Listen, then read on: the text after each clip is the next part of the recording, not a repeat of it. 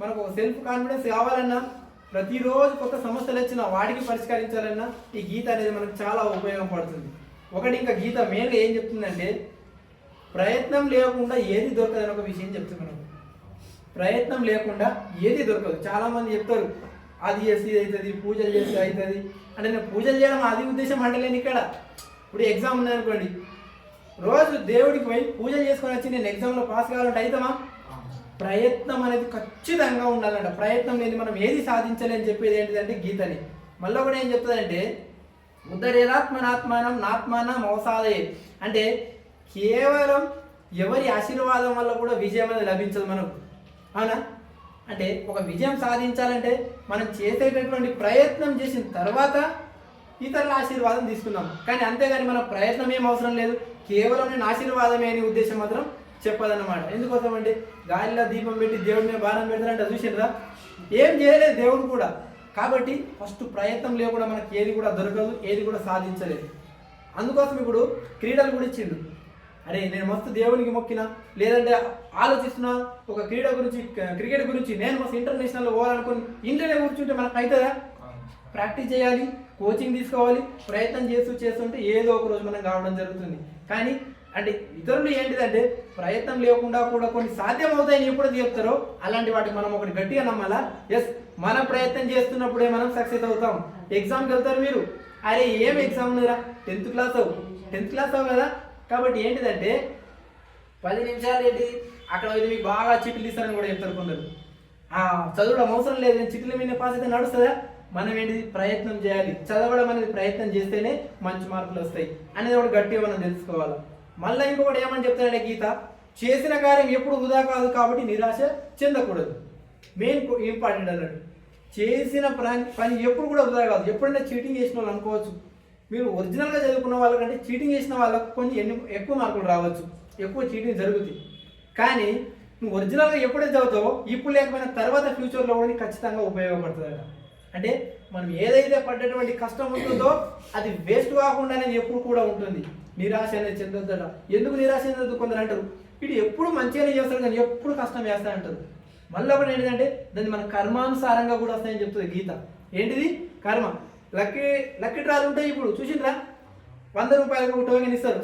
Lucky draw ఒకరికి బైకులు వేస్తుంది, ఒకరికి ఇంకా కార్లు వేస్తుంది, ఒకరికి ఏమి కూడా లేవు.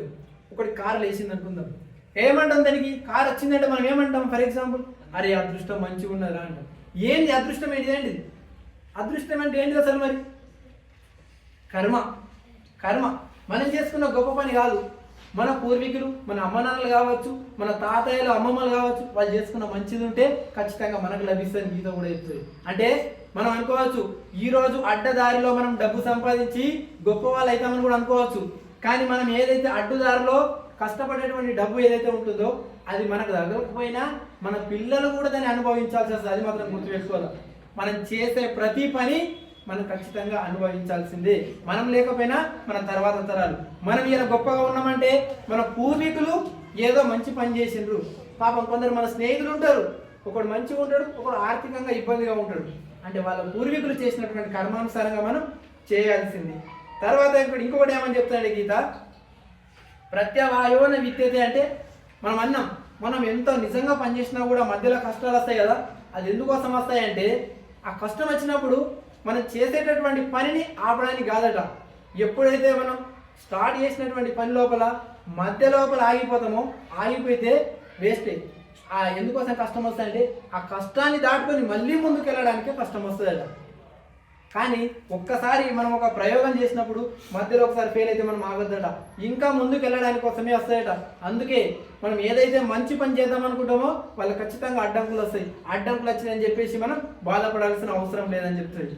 మళ్ళీ ఇంకొక విషయం ఇంపార్టెంట్ ఏం చెప్తుందంటే గీత, పని చేసే శక్తి నీలోనే ఉంది. పని చేసే శక్తి ఎవరిపైన డిపెండ్ కావాల్సిన అవసరం లేదు. ఈ ప్రపంచంలో ఏ పని చేయాలన్నా డాక్టరే కాదు, లాయరే కాదు, పైలటే కాదు, ఏదైనా కానీ ప్రతిది కూడా నీలోనే ఉంది. అప్పుడు ఏంటిది? నువ్వు ప్రయత్నం అనే స్టేజ్ అప్పుడు నేను చూసుకుంటా అంటే. ఎందుకోసం అంటే ఇంకొకటి ఏమంటది, మమే వాంచో జీవలోకే.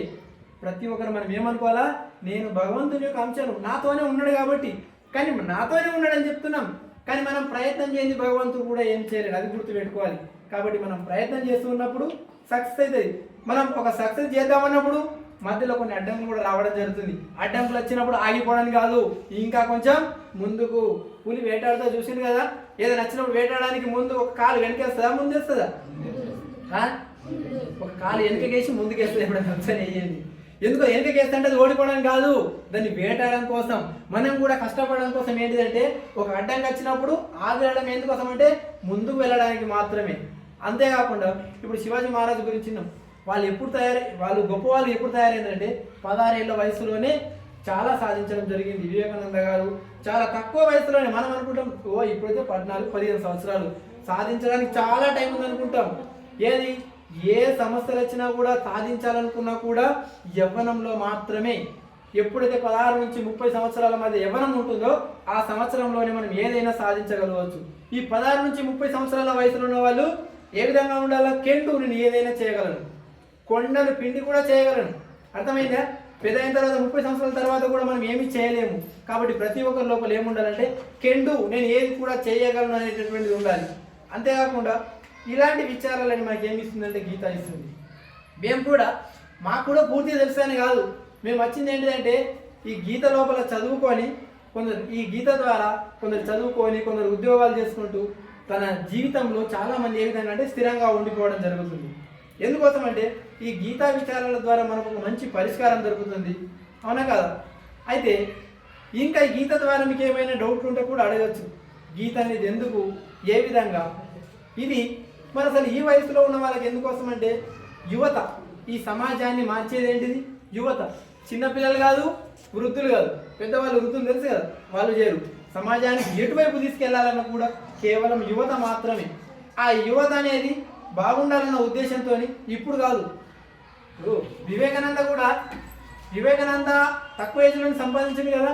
ఆయన ఏమన్నాడు తెలుసా? వివేకానంద ఒక 100 మంది నచికేతుల గురించి చెప్పింది కదా. సరే ఇక్కడ ఏంటిదంటే 50 సంవత్సరాల క్రితమే యువత అనేది బాగుండాలి, ఈ యువత దేశానికి మారుస్తుంది అని చెప్పేసి మనకి ఎక్కడ అంటే ఈ స్వాధ్యాయ అనేటటువంటి పరివారం లోపల వీళ్ళందరికీ ఒక యువ కేంద్రం అని ఇవ్వడం జరిగింది. 16 నుంచి 30 సంవత్సరాలు అని చెప్పినాయి కదా. ఈ పరమ పూజ్య పాండురంగ శాస్త్రి అటవాలే గారు ఏంటిదంటే యువత అనేది ఇంపార్టెంట్, యువత మంచిగా ఉంటే దేశం మంచిగా ఉంటుంది అని చెప్పి ఇవాళ కాదు 50 సంవత్సరాల క్రితం ఈ యువకులకు అని చెప్పేసి యువ కేంద్రం అని ఇవ్వడం జరిగింది. చాలా మందికి తెలుసు యువ కేంద్రం అని. ఎంతమంది ఉన్నారు యువ కేంద్రం ఉంటుంది అని? చేతులు లేపాలి. యువ కేంద్రం విన్నారు ఎవరైనా? ఎవరు లేదా? ఇది కేవలం 16 నుంచి 30 సంవత్సరాల మధ్య ఉంటుంది. ఏ విధంగా ఉండాలి? ఆ యువ కేంద్రంలో ఏముంటాయి తెలుసా?